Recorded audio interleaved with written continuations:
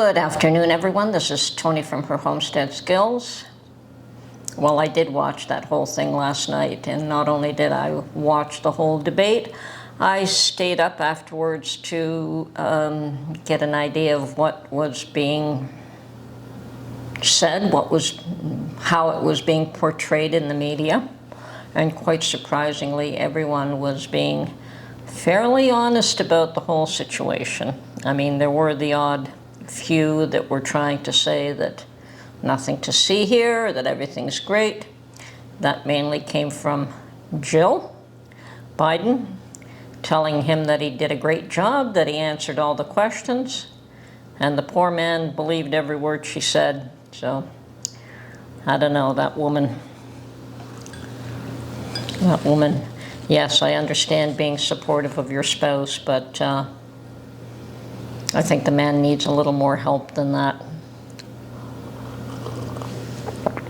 And unfortunately, he is in a very senior and important position as the head of the largest, well, the most powerful country in the world, the commander-in-chief, the holder of the button. So, yes, it's a pretty scary situation in that respect, although I somehow doubt that he actually is making any decisions or has much control of anything. I am of the impression, just because of the way everything went down, that that whole thing was orchestrated to make him fail, to allow the public to see reality. Yeah, I guess they believe that he cannot take them to the finish line. And I understand that this morning already, as of yesterday, they were already saying that he's got to go, that he's done, he's of no value anymore. And as of today, the knives are already out. I understand that Obama is going to have a chat with him today. Now, why would Obama interject himself into that? He is no longer, unless he's doing a lot more behind the scenes than what he's willing to admit, which a lot of us believe. I, for one, believe that. I believe if he's not the one calling the shots, he's certainly one of a few that are making the decisions rather than the so-called commander-in-chief. Now, as well as Mr. Obama deciding that he's going to have a chat with Biden, and we don't know what that conversation is going to entail, but we can certainly guess.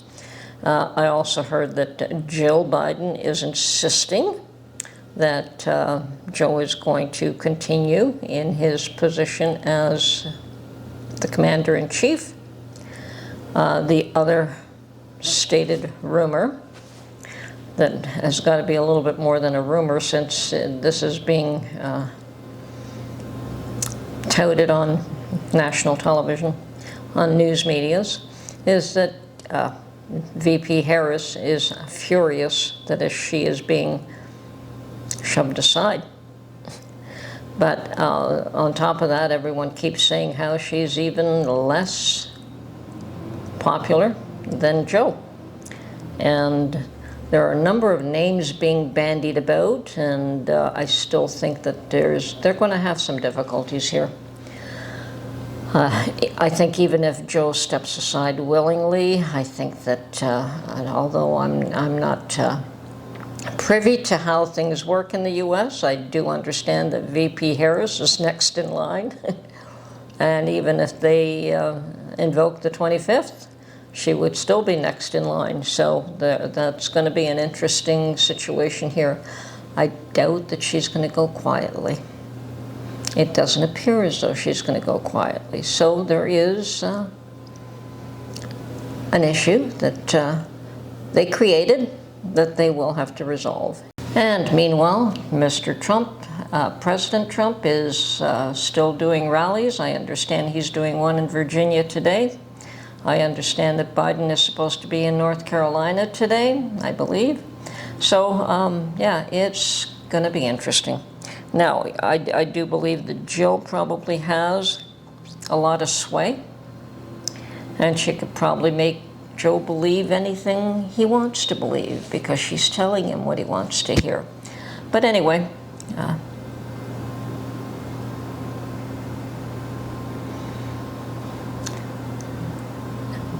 perhaps it's time people started thinking about the country and the people and what's good for the country. And yes, the world was watching.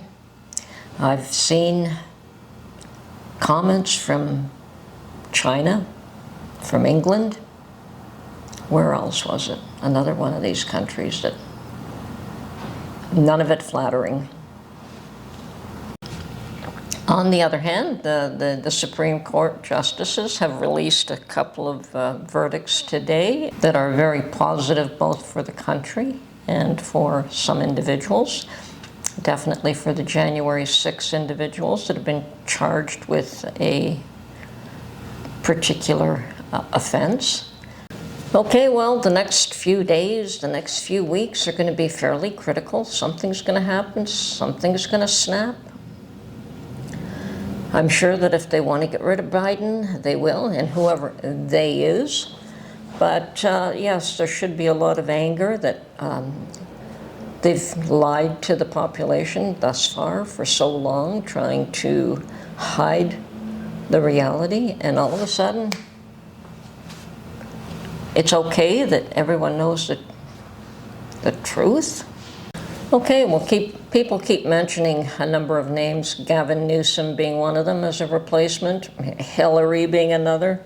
I doubt Hillary will, as much as she may want to the position still to this day, I doubt highly that the population would support her in that role at this point in time.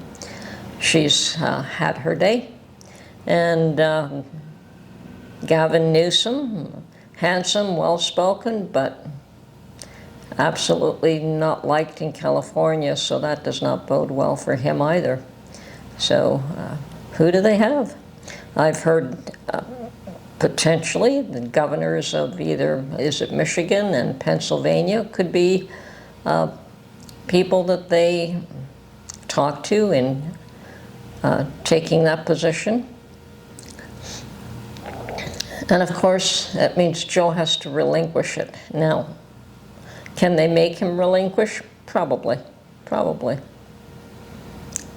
As much as he's been cared for and mollycoddled and protected, you pull all that away, it could make his life total misery. So yeah, they if he's no longer supported, no longer